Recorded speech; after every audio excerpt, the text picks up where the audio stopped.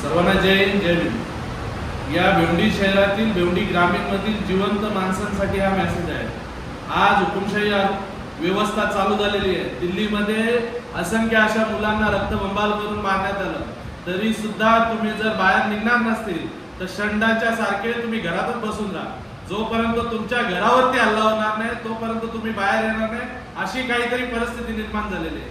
अरे आपल्या मुलाबाळांच्या भविष्यासाठी, येणाऱ्या पिढीच्या भविष्यासाठी डॉक्टर बाबासाहेब आंबेडकरांनी लोकशाहीवादी देश बनवण्यासाठी या देशाचं संविधान दिलं. या ज्या महात्मा गांधीजींनी रक्तरहित क्रांती करून शांततेच्या मार्गाने या देशाला स्वातंत्र्य दिलं, ज्या भगतसिंगांनी आपलं रक्त सांडून या देशाची आहुती देऊन या देशाला स्वातंत्र्य दिलं, असा देश कुठेतरी हुकुमशाही व्यवस्थेला बली जात असेल तर आपण आज सुद्धा बाहेर निघालो नाही तर कधी बाहेर येणार? आज आपल्याला मी मेसेज देत आहे की ज्या मुलांवरती आपल्या हल्ला झाला होता, जे विद्यार्थी देशाचं उद्याचं भविष्य, अशा मुलांवरती जर हे भाजप सरकार हल्ला करून त्यांना रक्तबंबित करणार असेल तर आपल्याला याचा विरोध केला पाहिजे.